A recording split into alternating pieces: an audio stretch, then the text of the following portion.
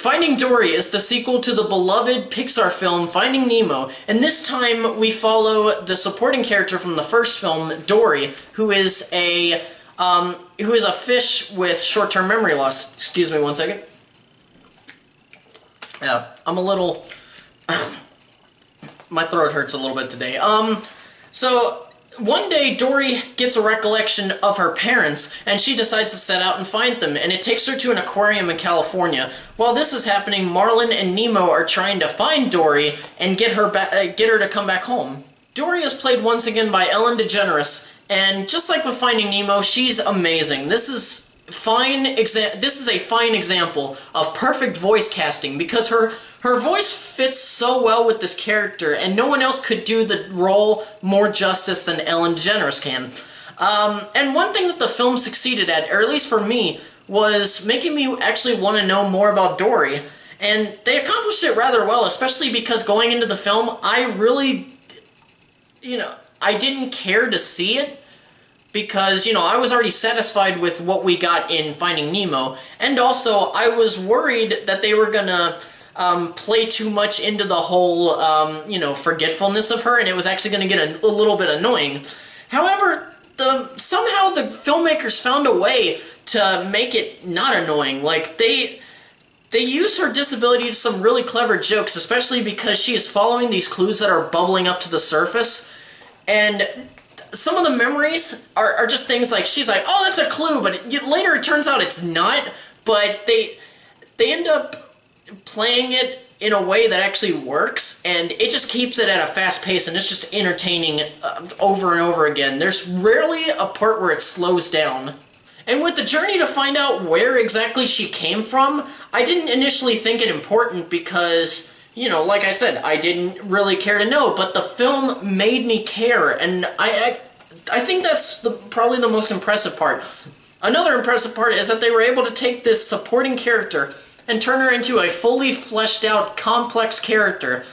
And that's really hard for any sequel revolving around a supporting character to do, but again, that's what makes the film that much more impressive. Albert Brooks also returns as Marlin, and he's pretty good, and then they got a new kid to play Nemo, because the original kid would be like 20 now, and he does a pretty good job. I didn't really notice a difference in voice.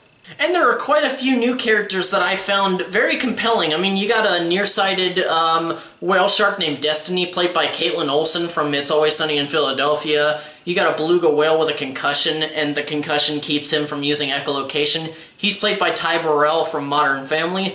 And then there's even another Modern Family cast member in this, with Ed O'Neill, who plays this very cranky octopus named Hank.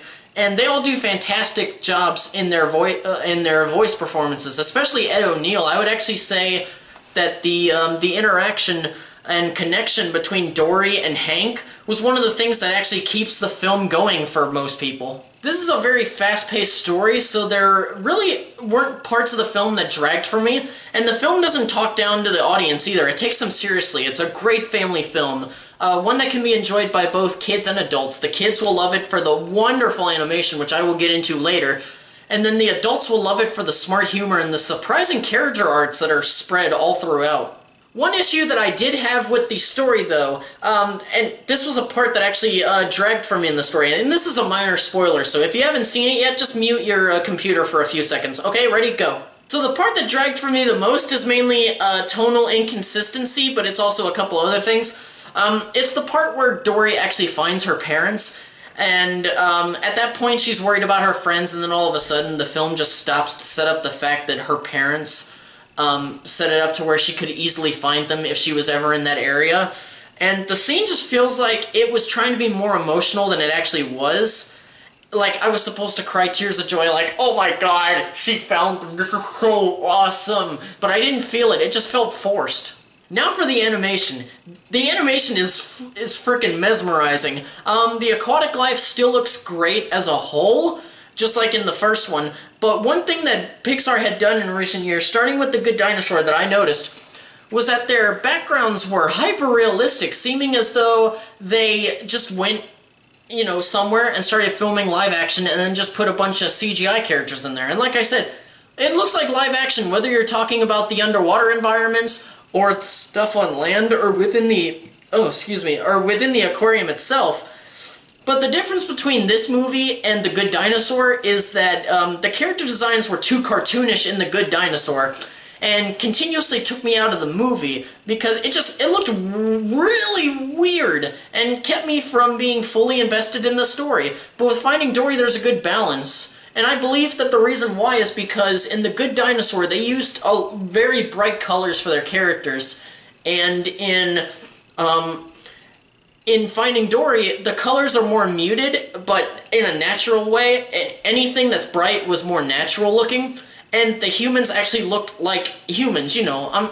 Let's be honest, Spot, the little human boy from Good Dinosaur, has a cartoonish design. In the end, other than the one portion of the film where the energy just slows down to a crawl, I would even say a near halt, Finding Dory is actually a really good and very entertaining movie that was given a lot more attention and love than most sequels get these days, and I will be giving the movie 4 reels. Well, that'll do it for me today. Please subscribe if you haven't already for more reviews and content, and as always, thank you so much for watching and farewell until the next video.